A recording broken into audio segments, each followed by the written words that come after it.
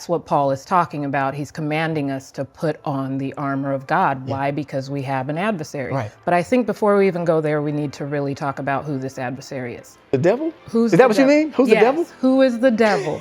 Who is the devil? Let's go to some scriptures so that we know exactly who it is we're fighting. Let's do it. And we're not sitting in this war, literally sitting in this war. Yeah. We need to be standing. Yeah.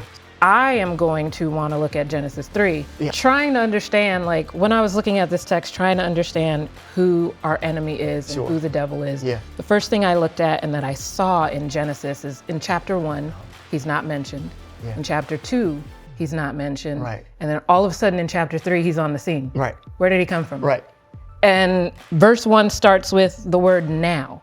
Yeah. So it makes me think in a time where the word now is used like to, to depict time. Yeah. Where was he before? Yeah. And what was he doing? Yeah. So we see that in chapter 3, verse 1, it says, now the serpent was more cunning than any beast of the field which the Lord God had made.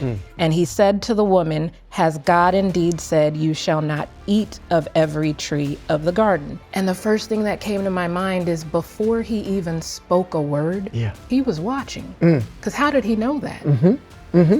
He had been watching them. And if we look at chapter 2, verse 25, the verse right before that says, and were not ashamed, meaning Adam and Eve were not ashamed. Right.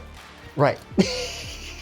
So you mean to tell me when we're at our most vulnerable, but even happy state, that the enemy is watching us and he's waiting to use whatever it is that we have to attack us. That's literally what just happened. Yes. And you know what's funny about this? He waited. The thing that's so dope about that is like nowadays you hear a lot about people deconstructing their faith.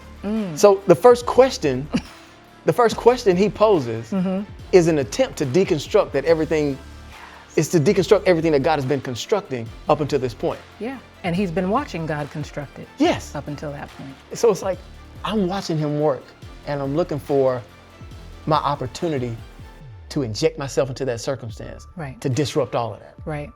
And sometimes it's just a question. It's just a question. I felt that. Sometimes it's just a question. It's just,